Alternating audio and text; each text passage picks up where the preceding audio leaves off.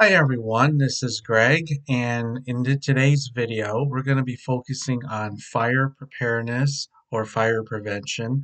We're going to be talking about some tips and some important information regarding fire safety. And we're going to be focusing on residential fires.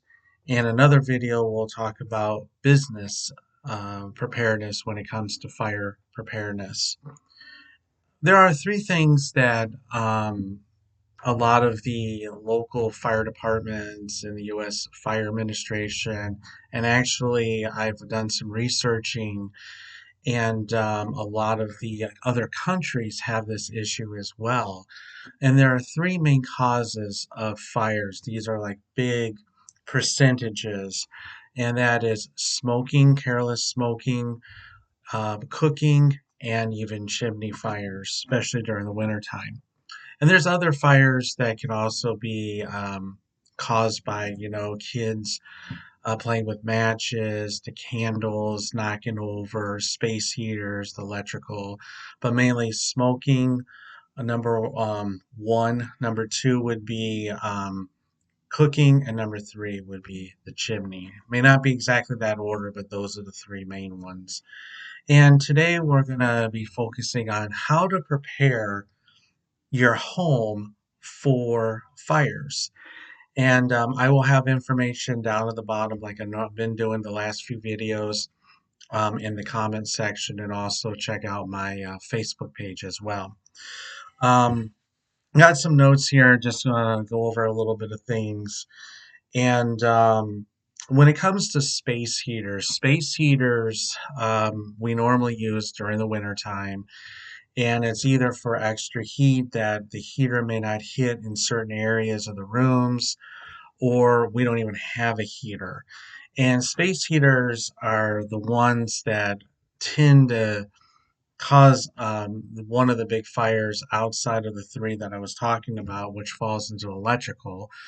And these are the ones you really got to be careful. So here's some basic preparedness tips. And like I said, there's more preparedness tips or things that you can think of beyond what I'm just going to say, that I'm sure there is. And that's fine. You can come up with more, but these are the ones I came up with.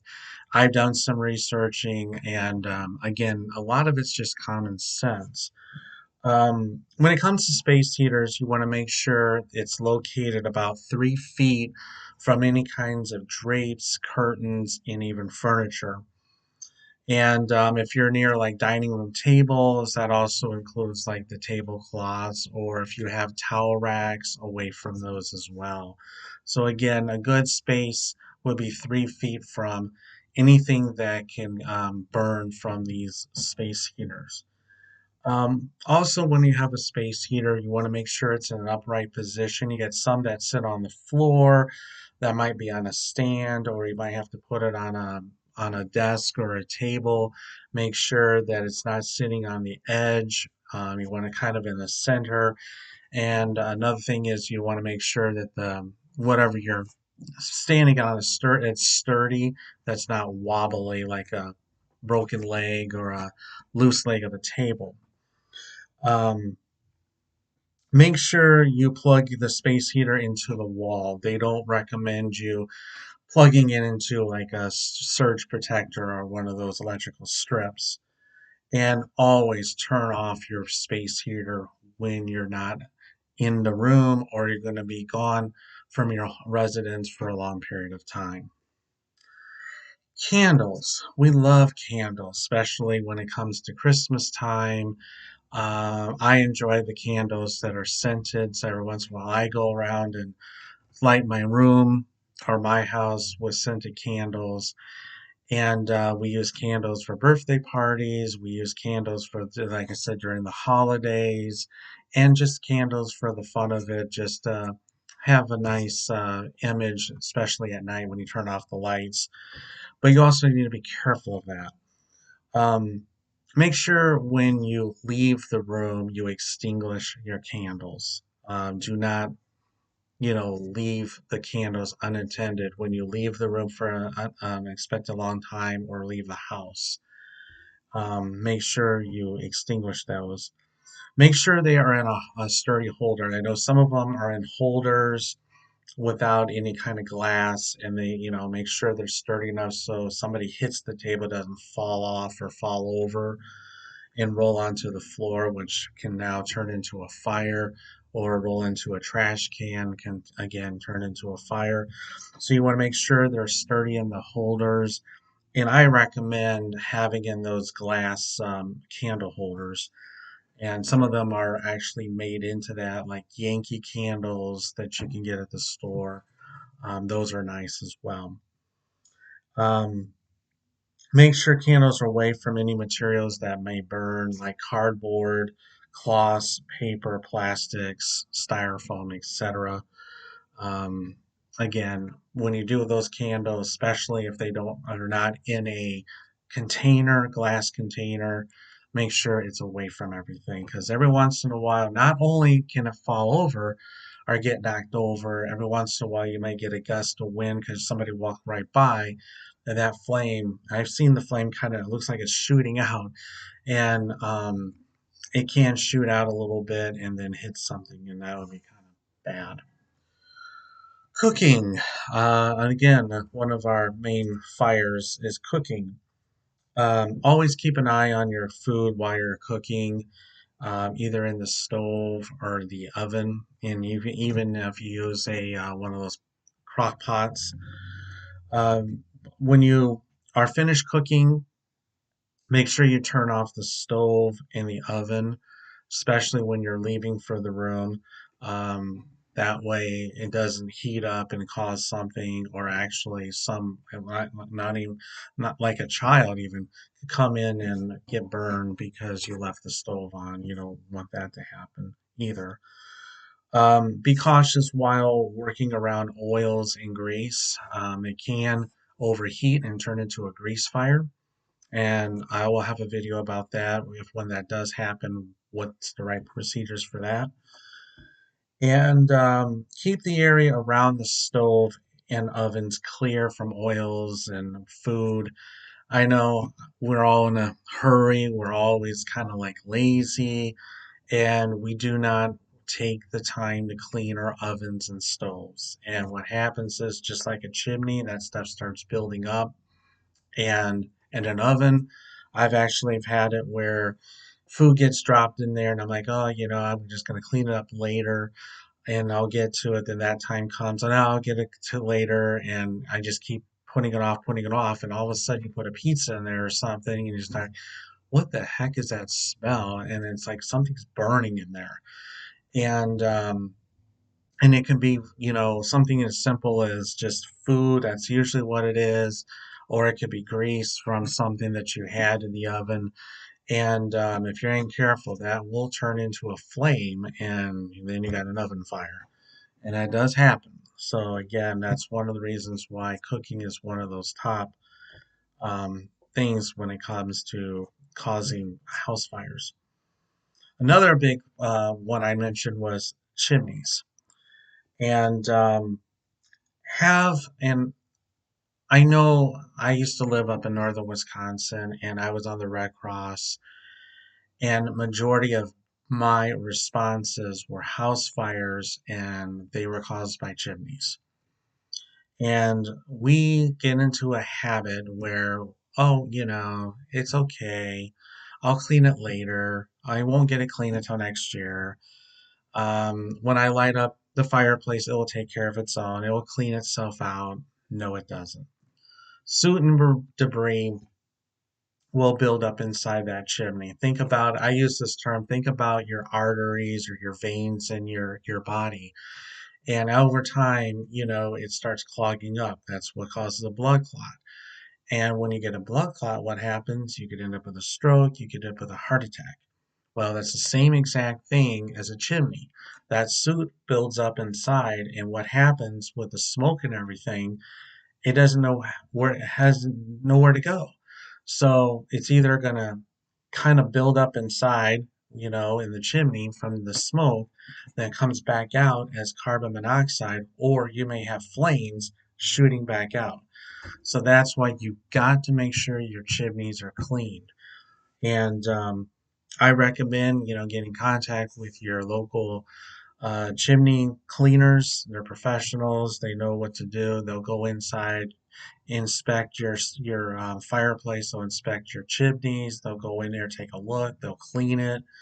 So again, get those things clean. And I recommend either once a year, twice a year, depending on how much you use your chimney. If you use your chimney constantly, like every day, every night through your winter time, I would recommend getting it cleaned every year.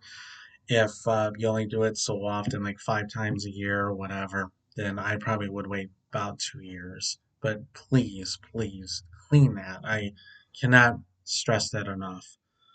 Um, don't leave the fireplace unattended when in use. That's a no-no. Some people are like, oh, okay, I'm just gonna run to the store or something, like I'll be okay. And again, you come back and why are all fire trucks around here? And you find out, oh, my house is on fire because I left the fireplace on. So again, do not leave that stuff unattended. And even if you have children too, that's another thing. Make sure you keep an eye on your children. When you, like I said earlier, with the candles, do the same thing with your fireplace. Have a barrier, like a gate to block the front of your fireplace. People have gates or they'll have screens. This will keep the flames from jumping out and even the smoke coming out. Do not use any flammable liquids or materials to start the fireplace. Now they have these logs where they can start on their own and have all this stuff, so you don't have to worry about all this stuff. I know some people are very old-fashioned. They like to use wood that they have actually chopped in the woods and stuff and use that. And just be very, very careful. People will throw newspaper in it, cardboard in it, whatever to get it started. That's, excuse me, that's fine, but be very careful with that. But don't use like any starter fluids or anything like that. That can be very dangerous. Um, Make sure the fireplace is extinguished all the way before you leave the room. You don't want any embers left in there. Make sure it is out. That's why you got those metal tools like the brooms, the picks, and use those to move the logs. Don't try to do it with your hands because you can get burned, or something with plastic because it will melt. Um, I will have a video on hazardous chemicals, but since we're dealing with fires, um, store hazardous chemicals. If you have to store it in your cabinets, your garages, or anywhere else in your home, your sheds, make sure you read the labels. I cannot stress that enough. Sometimes they're very temperature controlled. So if you're in a hot area like Arizona, Southern California, New Mexico, or even some of these other countries, because again, I'm worldwide. So if you're in these other countries that are very, very hot and humid, it can affect the chemicals. And if it's over a certain degree, and sometimes they will tell you, have it between this temperature and this temperature. And if you're over this temperature, it can explode and catch on fire as well. So again, please read your labels, not only for temperatures, but also for storage. Um, Again, do not leave any chemicals near any heat source. Gas, and I'm talking about the gas that's in your, like natural gas that's in your furnace, your water heaters, your stoves. Again, have those inspected once a year by a qualified licensed inspector. Know how to turn it off. Gosh forbid if something would happen, you have a leak or something, you need to turn it off. Learn how to turn it off, and there is a special tool. If you saw my last video when we were doing the emergency kit, I came up with a tool and I showed, this is how kind of how you turn off this is the tool that you use to turn off your water. You can also turn off your gas with that as well. So make sure you know how to turn that off. If you don't, when you get your appliances inspected, ask them and they'll tell you how to do it, how to turn off. There might be an emergency switch or something that you might have to turn off, or even go to the your switches and turn them off there. And have a place, again, have a plan in place, sorry, a plan in place in case you have to evacuate due to a gas leak.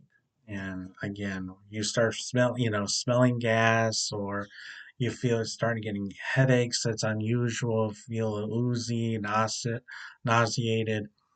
That's probably telling you might have a gas leak. Um, Dryers, another one that's a big one for fires is dryers. We don't think about cleaning our dryers. I mean, most people go in and take their clothes out of the dryer after a load. They come out and they'll take out the lint screen, and then clean it. Okay, that's all we think about doing. Well, we don't think about the hoses that go into the walls. Sometimes they go outside of your residence. Sometimes in my house, it goes up the roof. And there's like a smokestack thing on top of the roof, and that's where the steam from the dryer goes out. Think of all that's being clogged out. Think about, I mentioned, like your arteries and the veins in your chimney. Same situation. If that gets clogged up with lint and everything, you could end up with a fire. So again, have those cleaned, by professionals, um, because those will add up. The lint will add up from the vents through the tubes or through the hoses all the way to your dryer, and then you got an issue when you have a dryer fire. Um, Electrical. Don't run wires underneath the carpet. Okay.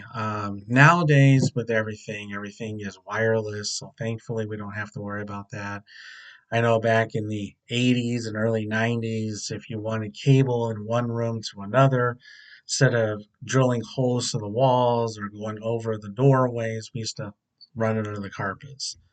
That becomes a fire hazard. Why? Because you're walking over it, and over time, from the carpeting and from all the stress coming from all the walking, can ruin the wires, the cables that are underneath there, and it can start tearing those cables and wires, and then they can turn into something you don't want to happen. Inspect electrical cords for damage and replace them as needed. Once you see something that's cut or bent or sliced in your cables or wires, get rid of it, because then it turns into a fire, because it will turn into like a shock. And I've actually had that happen, and I didn't know it. I plugged in a cordless, or not cordless, but an extension cord. It was used for Christmas, and I plugged it in, and all of a sudden I saw a spark, and it smelled for a second. I'm like, what the heck was that?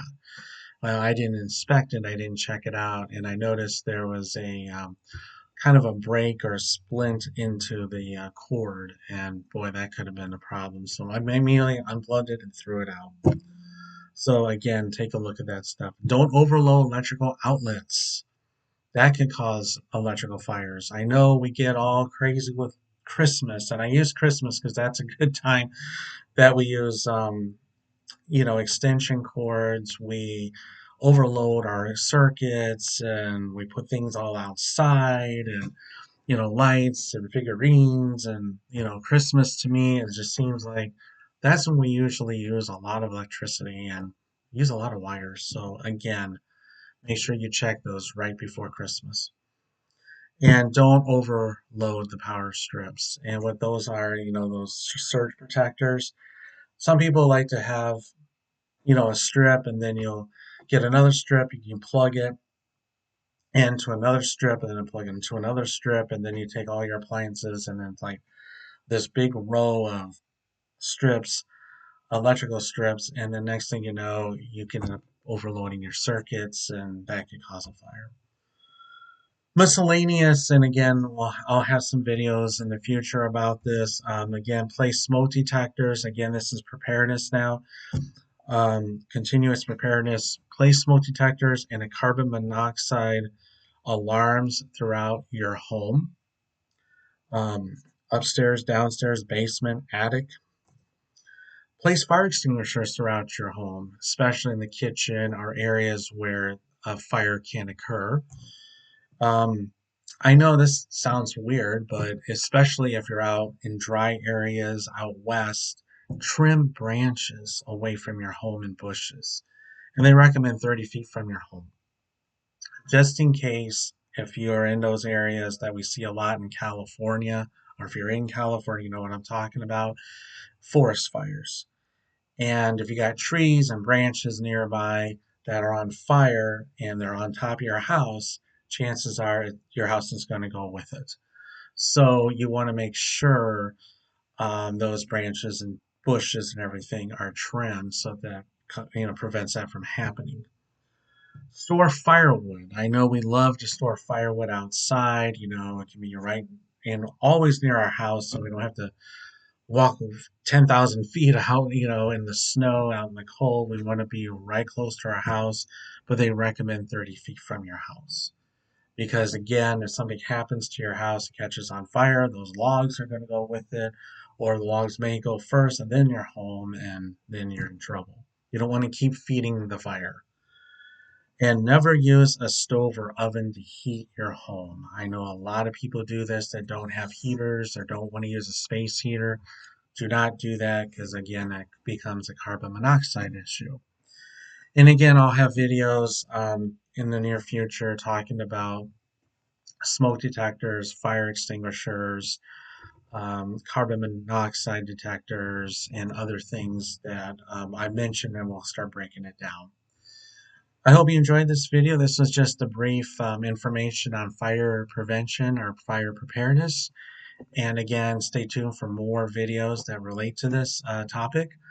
And again, these are topics or information I've gathered from myself. I've done some research. If you see others and it works for you, go for it. The whole idea is to keep you and your family and your home safe from fires. Again, we'll see you next time on another video. Take care.